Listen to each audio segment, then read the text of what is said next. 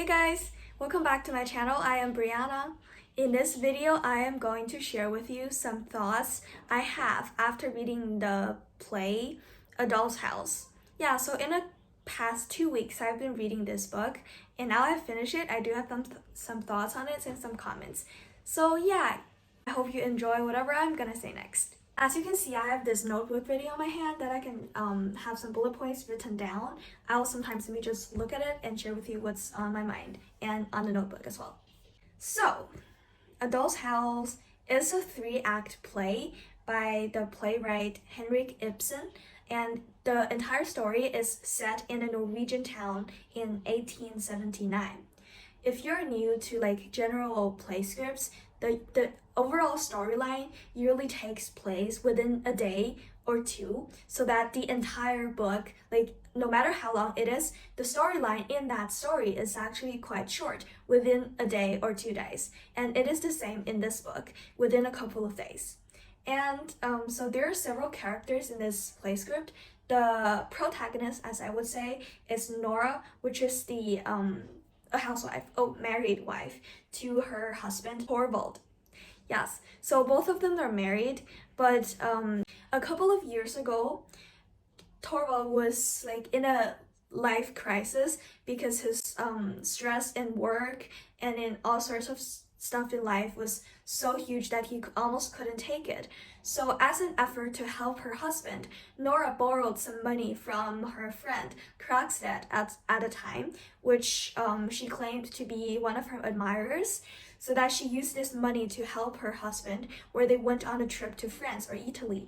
They went on a trip together. After the trip, Torvald's situation got much better, but Nora, throughout the entire story and throughout the years that happened before the story actually began, had never told Torvald a thing about this borrowed money, because she knew that Torvald would be very mad at her for doing such kind of business behind him. Yeah, and that is also part of the social atmosphere around the time in the Norwegian area, because usually female do not have a dominant position in their house, so that a male would have this power of doing things and telling women what to do.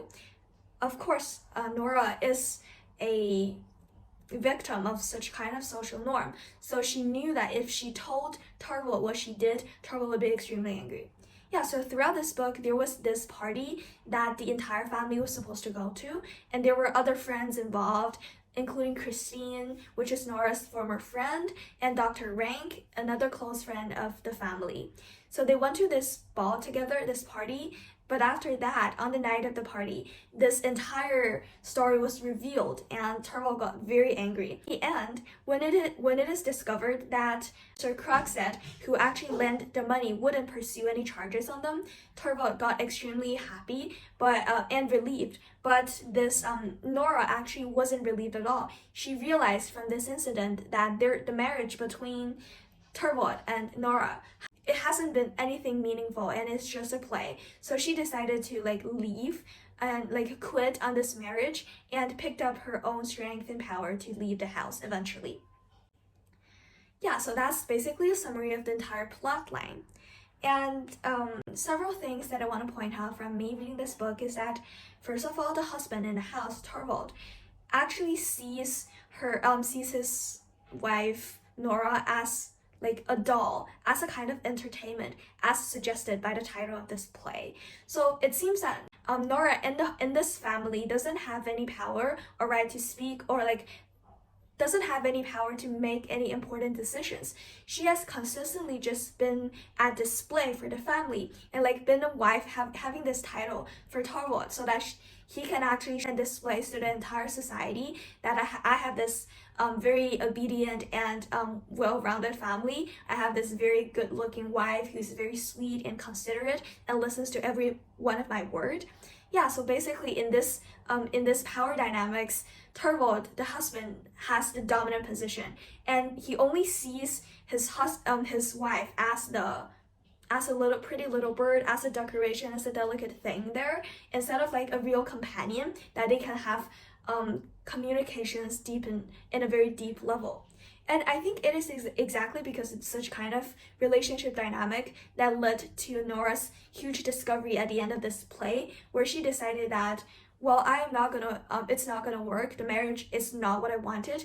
I want so much more than just a display and just being a doll for my father in the past and now for my husband currently.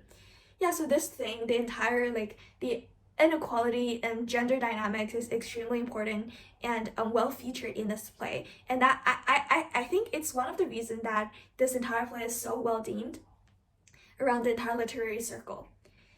Yeah, so that's that. And we also see throughout the course of this play that Nora experiences this growth, personality growth, that the huge realization in the end that she is an independent woman and she shouldn't be constrained to any of this unequal power within the marriage, and this display of being considerate and being this very quiet and helpful lady at home.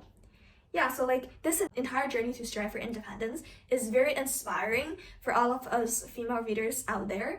And even though like today there certainly isn't as much gender inequality as in the past, but it still serves as a very important inspiration for the readers at the time when this piece of work was published. Yeah, so that's a very important thing that I also want to stress on.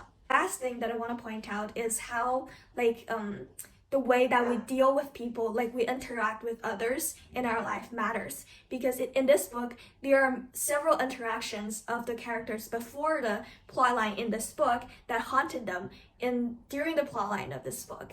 And one of them was the like sort of the relationship between Nora, the protagonist, and Krogstad, who lent her money. So because Nora wasn't actually aware of the personality of Krogstad, she mistakenly believed him as a trustable lender, so she borrowed money from her. And as a result, this transaction later on, several years later, turned out to be devastating and very harmful to the family, because Krogstad is using this sort of using this susceptibility of the family and the fact that the husband doesn't know Nora's doing to acquire a job for himself. So this kind of interest-driven kind of personality of Krogstad is haunting Nora for the entire duration of this novel. And it is very important from this point of view that people do get to know each other and know what they're like before making any important like dealings with them, and to avoid any kind of like disasters or harms in the future. Another relationship is between the husband Torvald and Krogstad, who lent Nora the money, because they weren't exactly on very good terms prior to that, and their father had some kind of conflict and interest before they passed away. So like they had this thing in the past that is coming back to haunt them, and that is one of the reasons that Krogstad has been using the information that he knew to haunt the family, to haunt Nora, in order to obtain his job.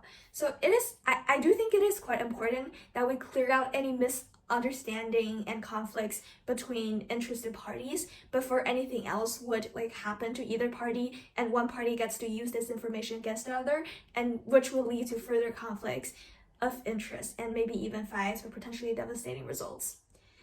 Yeah, I suppose that's everything that I have to say. Overall, this is a very interesting play, and it deals a lot with like this gender inequality, gender dynamics, as well as like the overall family dynamics, friendship dynamics. And plus, it is not a very long book. It is quite short, so if you have time, I would recommend you reading it, because you will get it done in quite a short amount of time. And it's just something interesting to add on to your reading list. Yeah, so that's all I have to say here. Just a quick note before I end this video. The overall, like, the above feelings and thoughts that I had are entirely my own, and they can be subjective. So like, take them with a grain of salt. Of course, everybody has their own opinions regarding the book, and if you have read it and have any comments and thoughts, please do leave them down below so that we can share about it and get to know what each other think. Yeah, that's all of this video. Thank you very much for watching. Do remember to like and subscribe, leave a comment down below if you have anything to add on to the discussion, and I'll see you next time. Bye!